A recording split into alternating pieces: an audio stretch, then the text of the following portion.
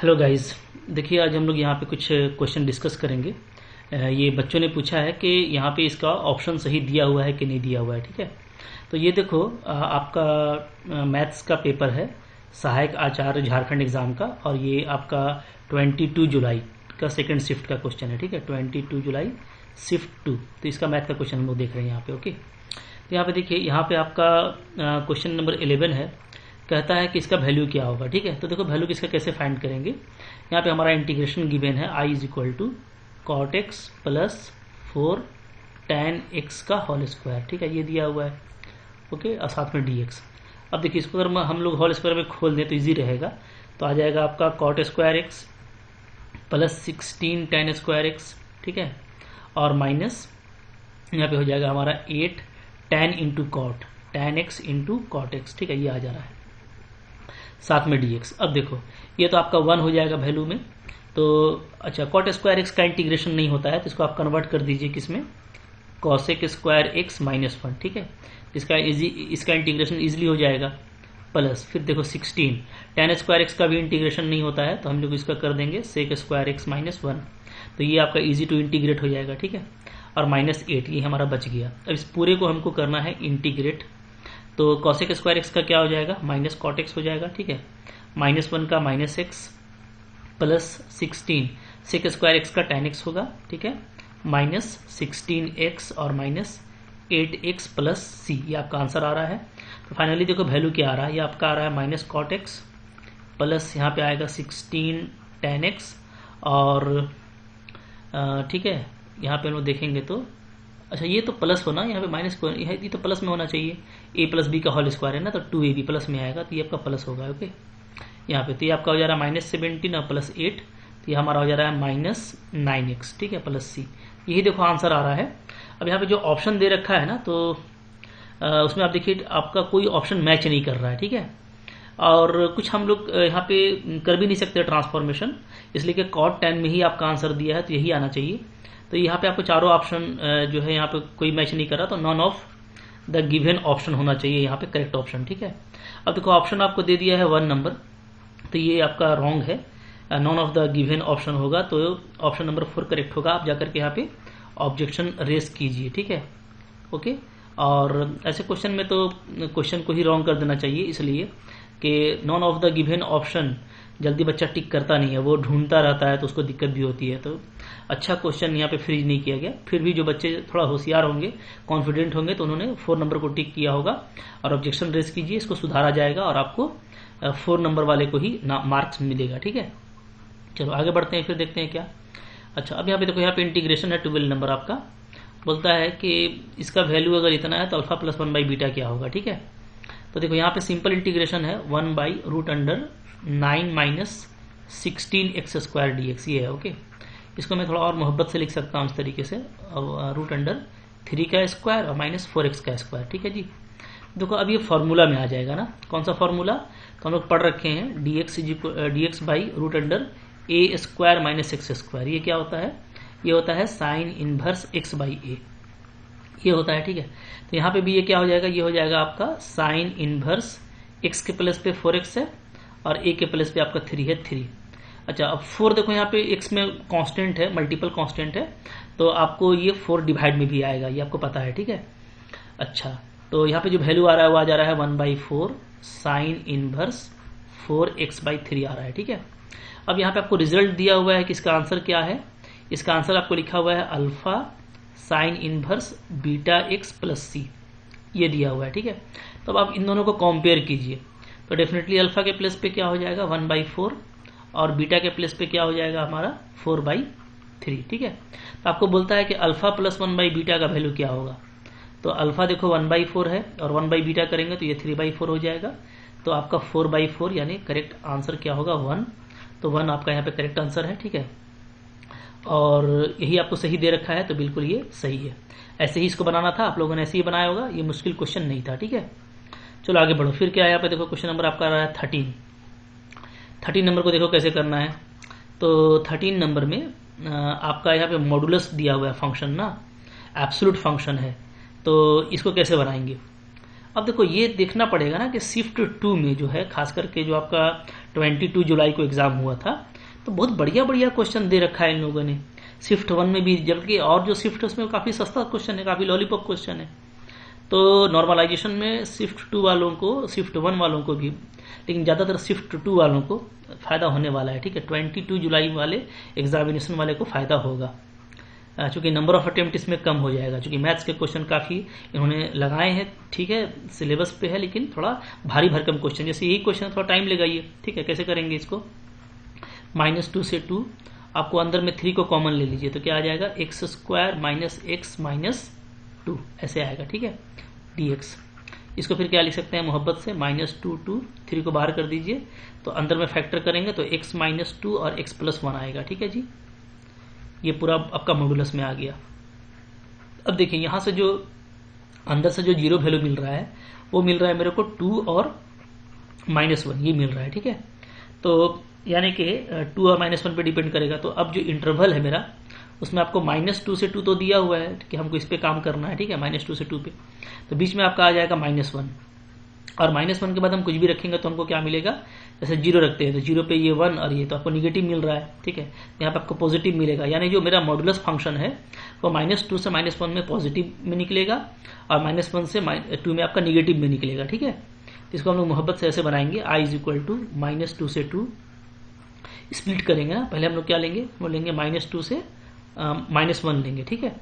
तो इसमें हम क्या लेंगे, मॉडुलस को पॉजिटिव में लेंगे, यानी 3 बाहर रखिए और पॉजिटिव में खोल दीजिए, x - 2 x + 1 ऐसा, ठीक है, dx। फिर चलेंगे हम लोग -1 से -2 में, ठीक है, -1 से 2 में, तो इसमें आपका ये निगेटिव में खुलेगा, तो 3 आपका जो है -3 लिख दीजिएगा, क्योंकि अंदर वाला वैल्यू आपको निगेटिव में खुल रहा है, ठीक है। तो ये आपको मॉडुलस का प्रॉपर्टी पता है कि अगर पॉजिटिव हो तो वो प्लस में निकलता है, और निगेटिव हो तो वो माइनस में निकलता है, ठीक है। तो अब कुछ करना नहीं है यहाँ पे मोहब्बत से, 3 को चाहेंगे तो हम लास्ट में मल्टीप्लाई करेंगे, ठीक है। तो 3 को रहने देते हैं, ओके, सोल्व करने में हमको ईजी होगा, और पहले इसको करते हैं अंदर में, तो मल्टीप्लाई कर दो, ये -2 से -1 मल्टीप्लाई करने से यही आ जाएगा, x² - x - 2 आएगा, ठीक है, dx। और यहाँ पे आपका माइनस होगा बीच में, 1 से 2 -1 से 2 x² - x - 2 dx, ठीक है जी। अब इसको क्या करो, थोड़ा इसको सोल्व करना पड़ेगा आपको, चलिए सोल्व करते हैं, ठीक है। तो क्या हो जाएगा, ये 3 बाहर में रखिए, x³/3 आएगा, फिर -x²/2 आएगा, और माइनस आपका 2x आएगा, ठीक है। लिमिट -2 से -1, फिर माइनस में यहाँ पे आपका आएगा x³/3 -x²/2 और -2x, ठीक है। लिमिट क्या होगा, -1 से 2। चलो वैल्यू देखो क्या क्या आ रहा है, तो वैल्यू यहाँ पे आएगा 3, पहले हम -1 डालेंगे तो हो जाएगा ये आपका -1/3, ठीक है। ये आपका हो जाएगा माइनस में 1/2, और ये आपका हो जाएगा +2, ठीक है, ये वैल्यू आ रहा है। फिर अगर हम माइनस में डालते हैं तो माइनस करेंगे, तो माइनस में डालेंगे तो हो जाएगा -8/3, ठीक है। फिर यहाँ पे आपका -4/2 ही होगा, और आपका यहाँ पे हो जाएगा +4, ठीक है। ये ध्यान दीजिएगा, हाँ, कैसे कैसे काम हो रहा है। तो ये हो गया पहला का, इसको ऐसे रखो, ठीक है। फिर माइनस यहाँ पे डालेंगे तो 8/3 आएगा ऊपर का, ठीक है, और -4/2 आएगा, और -2 जब 4 आ जाएगा 2 डालने से, ठीक है। फिर नीचे -1 डालेंगे तो -1/3 -1/2, और आपका यहाँ पे +2 होगा, ठीक है, इस तरीके से। तो अब चलो इसको सोल्व करो जल्दी जल्दी, क्या आता है, 3 देख लेते हैं, ठीक है। तो यहाँ पे एलसीएम आपका हो जाएगा 3 2 6, ठीक है, 6 2 12, ओके। तो 12 और -5 होगा तो ऊपर में आ जाएगा 7, तो ये आपका 7/6 आ रहा है, ध्यान दीजिएगा ना, माइनस। यहाँ पे आप देखिए तो आपका हो जा रहा है 8 2 16, और 3 4 12, ठीक है।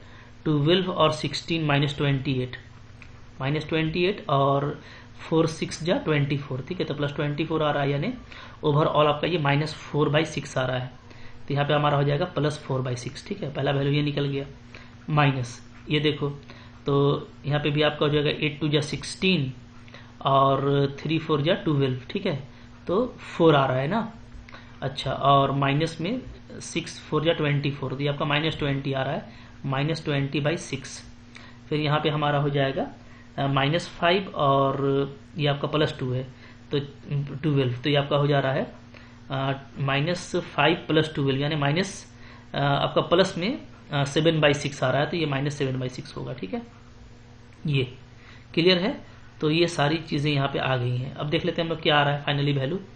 तो फाइनली देखो यहाँ पे वैल्यू आ जाएगा आपका, यहाँ पे हो जाएगा 3 × 11/6 हो जा रहा है, और यहाँ से आपका आ जा रहा है +27/6। ठीक है, तो 38/6 हो रहा है टोटल, और इंटू 3, तो 3 2 जा और 2 90, तो 19 आपका यहाँ पे आंसर आएगा। तो थोड़ा बड़ा क्वेश्चन है, करेक्ट आंसर तो ठीक सही दे रखा है आपको, और यहाँ पे देखो वही आंसर है। ठीक है, तो बड़ा क्वेश्चन है। मैंने आपको बोला ना कि जहाँ इतनी देर में 5-6 क्वेश्चन बन जाएगा और शिफ्ट का, आप यहाँ पे एक एक क्वेश्चन लगा करके रखे हो। तो पैरेलल क्वेश्चन इन्होंने नहीं दिया। ठीक है, जैसा हमेशा करते आए हैं, पूरा उल्टा पुल्टा किया है। और सीबीटी के चक्कर में तो बस इनको सिलेबस से भी कोई मतलब नहीं है, कहीं से भी क्वेश्चन मिले मैथ का क्वेश्चन दिखना चाहिए। बहुत गड़बड़ घोटाला हुआ है। ठीक है, तो कोई भी बच्चा नर्वस होगा शिफ्ट 2 का। अब देखो यहाँ पे 14 नंबर, ठीक है, बक्साइस नहीं है ना, एक गया तो एक और आ गया। ये भी अच्छा ही क्वेश्चन है। आपको एफ दे रखा है क्या, √x/1 + x का होल स्क्वायर, ये दे रखा है। ठीक है, dx। अब ये भी एक बढ़िया इंटीग्रेशन है, f3 - f1 निकालना है आपको। तो इसमें पे देखो, यहाँ पे आपको x को लेना पड़ेगा क्या, tan² थीटा। ये अच्छा इंटीग्रेशन है। ठीक है, तो क्या हो जाएगा, तो dx आपका हो जाएगा 2 tan थीटा और साथ में sec² थीटा और d थीटा। ठीक है, ये हो जाएगा। तब आपका देखो यहाँ पे क्या हो जाएगा इसका वैल्यू, तो ऊपर में हो गया ये tan थीटा, dx आपका आ गया 2 tan थीटा और sec² थीटा d थीटा। ठीक है, और नीचे में हमारा आ जाएगा 1 + tan² यानी sec², और sec² फिर से स्क्वायर है, तो ये हो जाएगा आपका sec4 थीटा, ये हो जाएगा। ठीक है, अभी आपका स्क्वायर से कैंसिल होगा तो sec² बचेगा, तो 2 को बाहर कीजिए, ऊपर में बच रहा है tan²। हाँ, उसको हम लिख देते हैं क्या, sin² थीटा cos² थीटा। ठीक है, और नीचे में बच रहा है cos², तो ये हो जाएगा 1/cos² थीटा, साथ में d थीटा। ओके, ये आपका कैंसिल हुआ, तो फाइनली जो वैल्यू बच रहा है वो बच रहा है 2 sin² थीटा। ओके, क्या बच रहा है जी, 2 sin² थीटा बच रहा है आपका। ओके, अब इसको मैं ऐसे लिख सकता हूँ, 2 को भी हटा दीजिए बल्कि यहाँ पे, क्योंकि 2 sin² थीटा क्या होता है, ये सिंपली होता है 1 - cos2 theta. Okay, 1 - cos2 theta क्या होता है, डायरेक्टली आपका 2 sin² थीटा होता है, तो ऐसे लिख सकते हैं। इसका आ जाएगा थीटा, और cos2 थीटा का हो जाएगा sin2 थीटा/2 हो जाएगा। ठीक है, ऐसे। अब देखो यहाँ पे आपको बोला है f3 - f1। ठीक है, यानी x का वैल्यू पहले हमको 3 रखना है, और फिर हमको x का वैल्यू 1 रखना है। ठीक है, तो अब देखिए यहाँ से काम करेंगे, यहीं से ना। अगर मेरा x 3 होगा, ध्यान दीजिएगा, तो tan² थीटा क्या हो जाएगा 3, tan थीटा क्या हो जाएगा √3, तो थीटा क्या आ जाएगा, तो थीटा आ जाएगा मेरा π/3 यानी 60 डिग्री। ओके, अच्छा, अगर मैं x को लेता हूँ क्या 1 लूंगा तो क्या हो जाएगा, तो थीटा आपका π/4 हो जाएगा, क्योंकि π/4 tan π/4 1 होता है। तो यानी कि मेरे को जो निकालना है ना, डायरेक्टली निकाल सकते हैं f3 - f1, ये जो निकालना है मेरे को। तो इसका मतलब ये हुआ कि हम जब f3 निकालने जाएंगे तो हम इस वैल्यू में क्या पुट करेंगे, थीटा π/3। ठीक है, तो ये हो जाएगा आपका π/3 माइनस sin 2π/3 / 2, ये हो जाएगा। माइनस जब हम f1 निकालने जाएंगे तो हम थीटा को π/4 रखेंगे, तो ये हो जाएगा π/4 माइनस यहाँ पे आ जाएगा sin π/2 और /2। ठीक है, तो वैल्यू क्या आ रहा है, तो ये हमारा π/3 है, माइनस sin 2π/3 क्या होता है, तो एक्चुअली 60 डिग्री के ही बराबर होगा, सेकंड क्वाड्रेंट में है, तो √3/2 होता है। ठीक है, तो ये हो जाएगा हमारा √3/4 ऐसा, माइनस ये आपका π/4 होगा, sin π/2 1 होता है, तो ये आपका +1/2 आ जाएगा। तो यहाँ पे जो वैल्यू है मोहब्बत से वो देखो क्या आ रहा है, π/3, और ये आपका 60 डिग्री है। ठीक है, और ये है मेरा 45 डिग्री, तो 15 डिग्री बचेगा। यहाँ पे 3 और 4 का एलसीएम लेंगे हम लोग, तो 4π - 3π आपका π/12 आ जाएगा। ठीक है, और फिर हम लोग लिखेंगे +1/2 और माइनस लिख देंगे क्या, √3/4। यही आपका यहाँ पे आंसर आ रहा है। तो ये ऑप्शन आपको दे रखा है, ऑप्शन नंबर 3, तो ये आपका करेक्ट ऑप्शन है। ठीक है, और यहाँ पे देखो वही चीज़ है, तो बिल्कुल ये सही है, बट सही रहने से नहीं होता ना, इतना टाइम में तो आपका जो और सेट है उसका कितना क्वेश्चन निकल जाएगा। तो और फिर थोड़ा क्वेश्चन तो अच्छा ही है, एकदम से स्मूथ क्वेश्चन भी नहीं है। ठीक है, थोड़ा अच्छा क्वेश्चन में आता है, तो इन्होंने थोड़ा सा टाइट किया है 22 तारीख वाले को, और फिर 26 27 वालों को ईजी कर दिया है। तो नॉर्मलाइजेशन में 22 वालों को बिल्कुल फायदा होगा, ठीक है। अब कितना होगा ये सब हम लोग सारा कंप्लीट क्वेश्चन देखने के बाद हम लोग स्ट्रेटेजी प्लान करेंगे, ठीक है। तो चलो और भी कुछ क्वेश्चन आपका डाउट जो आया है उसको मैं देखूंगा, ठीक है। तब तक आप भी देखिए। और ओवरऑल ज़्यादा क्वेश्चन का में आपका मिस्टेक नहीं है। हाँ, क्वेश्चन टफ है या इजी है इस तरह का बात है, बट ज़्यादा क्वेश्चन रॉन्ग नहीं है, ठीक है। क्वेश्चन बहुत सारा करेक्ट ही है, एक दो अगर रॉन्ग है तो उससे बहुत ज़्यादा फर्क नहीं पड़ेगा। तो सारे क्वेश्चन को मैं सोल्व करूंगा, ठीक है। इस क्वेश्चन तो क्वेश्चन ही है, आपके लिए इंपॉर्टेंट रहता है कि आप जितना प्रैक्टिस कीजिएगा उतना अच्छा रहेगा। तो आई होप आपको अच्छा लगा होगा। लाइक जरूर कीजिएगा, शेयर कीजिए, सब्सक्राइब करके रखिए। कोई भी अपडेट होता है मैं आपको बताता रहूंगा, और कट ऑफ के लिए मैं अलग से वीडियो आपको देने वाला हूँ, ठीक है। Thank you very much.